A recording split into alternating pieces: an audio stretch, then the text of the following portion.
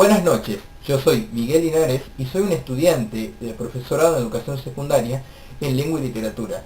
Y hoy vamos a hablar del lenguaje en términos socirianos.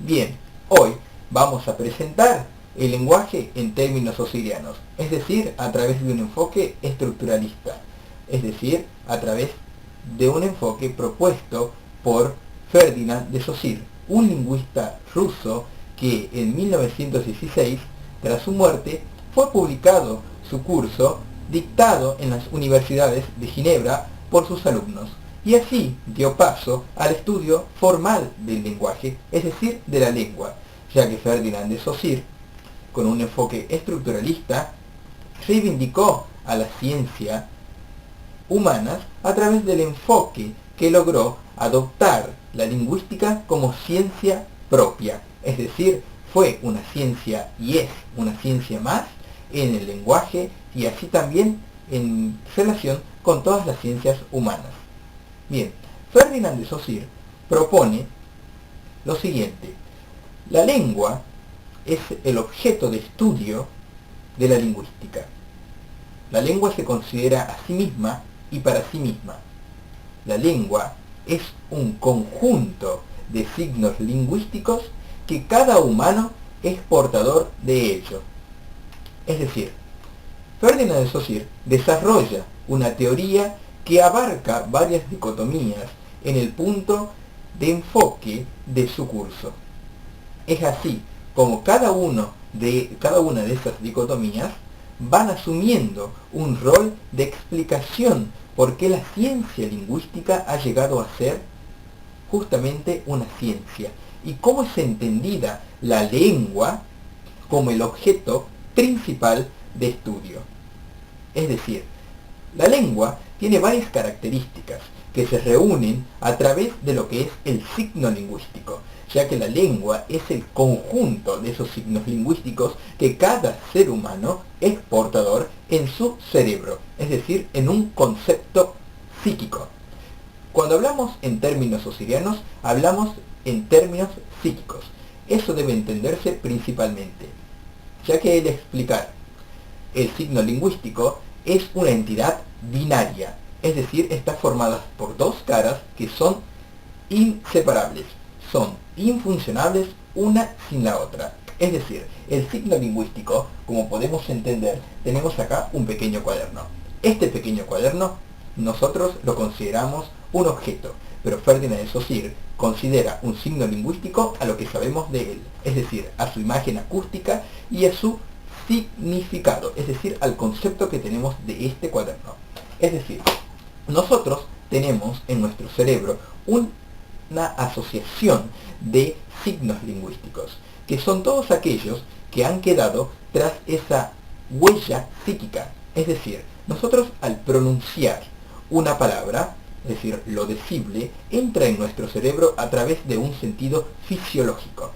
Es decir, que nosotros vamos a intentar comprender cómo Ferdinand de Saussure desarrolla la lengua a través de lo que es el signo lingüístico. Como dijimos anteriormente, está formado por un significado y un significante. El significado es el concepto y el significante es la imagen acústica. La imagen acústica y el concepto se encuentran ubicados en nuestro cerebro. Como dijimos anteriormente, uno es el concepto que define a la imagen acústica. Al decir cuaderno, sabemos que el cuaderno tiene determinada forma, determinada manera, determinadas características. Y sabemos la imagen acústica, que es el sonido que opera dentro de nuestros organismos nerviosos, es decir, a través de lo que se ocuparía también la neurolingüística. Pero bien, ese es el signo lingüístico. Y es muy importante conocerlo porque engloba toda una capacidad de desarrollar la teoría de Saussure, porque dentro de nuestro cerebro tenemos también lo que son las relaciones asociativas y las relaciones sintagmáticas, que también las relaciones asociativas son conocidas como relaciones paradigmáticas. Es decir, debido a la lengua, que es concibe al signo lingüístico como eje principal de su entendimiento, entendemos que un signo lingüístico está formado por significado significante, y una de sus características es la linealidad del signo. Es decir, cada signo, al pronunciarlo, nosotros lo hacemos consecutivamente, es decir, uno detrás de otro. No se puede superponer. Es decir, nosotros, al operar nuestra capacidad de hablante, ¿sí?, de humano, pronunciamos a cada signo lingüístico o a cada palabra, ¿sí?, en consecución a la otra, lo que da lugar a que se den las relaciones asociativas primeramente y después las sintagmáticas, ¿sí? Porque una vez que nosotros tenemos el sintagma sabemos que es la relación de dos o más lexemas, ¿sí?, que se puede observar mediante el habla, se puede materializar, por así decirlo, y también a través de la escritura, ¿sí? Pero las relaciones asociativas se dan dentro de nuestro cerebro, es decir, hay un paradigma, un panorama paradigmático que nos ofrece una cantidad de signos lingüísticos que están relacionados con lo que se quiere decir, de lo que se quiere hacer o expresar. Es decir, las relaciones asociativas están determinadas a través de lo que se puede decir con sinónimos, contrastes, etc. ¿Sí? Y así también tenemos que tener en cuenta, una vez desarrolladas las principales características del signo lingüístico, cómo Saussure estudia la lingüística. Es decir, la estudia a través de lo que veremos en un momento, después de ver las imágenes.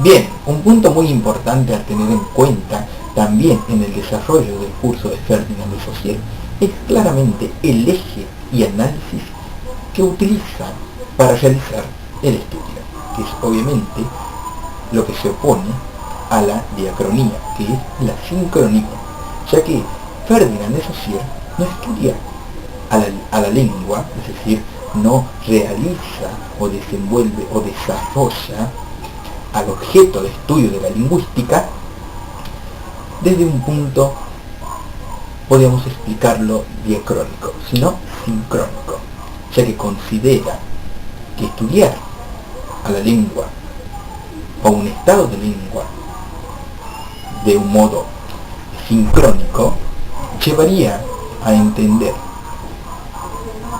que vamos a analizar cambios y no un solo estado de lengua, que es la importancia de estudiarla justamente desde ese punto de partida, para entender a la lengua, no toda esos largos cambios que se originan en una transición, ya que el tiempo es un factor muy importante que condiciona al sentido de lengua, al concepto y al usarlo. Es decir, la lengua justamente podemos explicarla también como mutable o inmutable, que es una de las dicotomías muy importantes que se generan en el curso. La lengua es mutable también porque durante el tiempo que corre, la lengua muta inconscientemente a los usuarios de la misma, ya que ésta se origina de un modo de herencia. Nadie en algún punto de partida se ha creado, pero luego va siendo recibida o percibida por cada uno de los usuarios de modo inconsciente. Es por eso su mutabilidad, justamente, que va pasando lentamente y se van desarrollando nuevos tiempos y van surgiendo nuevos objetos que hay que nombrar, y por lo tanto deben generarse nuevos sistemas o nuevas formas, es decir, mejor expresar, nuevas formas, nuevas palabras, nuevos signos lingüísticos para definir esos nuevos conceptos. Y también es inmutable, es decir, porque para desarrollar un nuevo sistema de lengua deben contarse con una multiplicidad inmensa de signos lingüísticos, y obviamente la población usuaria de la lengua no intenta hacerlo porque no le parece necesario, o justamente porque ni siquiera lo ha percibido. Es así como el curso de lingüística general se puede entender. Pero también algo muy importante es los estudios que se han generado posteriormente al curso y a la publicación del curso de Ferdinand de Saussure, que por ejemplo, como dijimos anteriormente, ha dado lugar a los estudios formales del lenguaje, ¿sí? Ya que por ejemplo André Martinet, un lingüista francés, origina el libro de la sintaxis funcional, que es una forma de entender a la lengua como una estructura, un sistema. Estructura y sistema están conectados, porque la lengua es considerada un sistema de signos lingüísticos. Es decir, la lengua es un sistema de subsistemas que funcionan a través de esas relaciones paradigmáticas, sintagmáticas, a través de su característica lineal, y también una muy importante, que es la arbitrariedad del signo lingüístico. Es decir, como dijimos anteriormente, el ejemplo, tenemos un cuaderno. La arbitrariedad del signo lingüístico es justamente esta. La palabra cuaderno, es decir, el signo lingüístico cuaderno, no se parece para nada al cuaderno. Es decir, no hay una relación natural del signo lingüístico con el objeto que denota. Es decir, no hay connotación y denotación, no hay ligación. Es decir, muy diferente a lo que sucede con el símbolo. Con el símbolo y el signo lingüístico hay una relación un poco menos arbitraria que con el signo lingüístico y el objeto, ¿sí? El signo y el símbolo son opuestos, es decir, el símbolo tiene una relación más natural, ¿sí?, con lo que se expresa. En cambio, el signo no. Esa es la arbitrariedad del signo. Es muy importante porque entra en una de las propiedades generales del lenguaje. Y por último podemos decir, ¿cómo define Saussure? No estudiar la lengua, no estudiar el lenguaje, no estudiar el habla, perdón, estudiar el lenguaje, la lengua, porque la lengua es muy importante, ya que se la considera a la lengua como una materia psíquica que puede ser estudiada a través justamente de esos análisis que realiza en su curso, ya que el lenguaje es heteróclito y multiforme. ¿Sí? Y la lengua, no, la lengua es un sistema, es una estructura dentro de ella hay otros subsistemas que pueden ser abordados ampliamente durante ese periodo que se establece para estudiar a través de la sincronía. Entonces, para entender al curso de lingüística general de Ferdinand de Saussure, hay que entender estos conceptos: signo lingüístico, lengua. La lengua engloba los signos lingüísticos, y a la vez lengua y signos lingüísticos tienen sus características propias. La lengua es inmutable y inmutable, ¿sí? Y otra cosa muy importante del signo lingüístico es que es arbitrario, su carácter lineal, dos relaciones principales, las sintagmáticas y las paradigmáticas, y principalmente que el signo lingüístico es una entidad solamente psíquica. Bien, espero que el video haya podido ayudar y muchas gracias por su atención.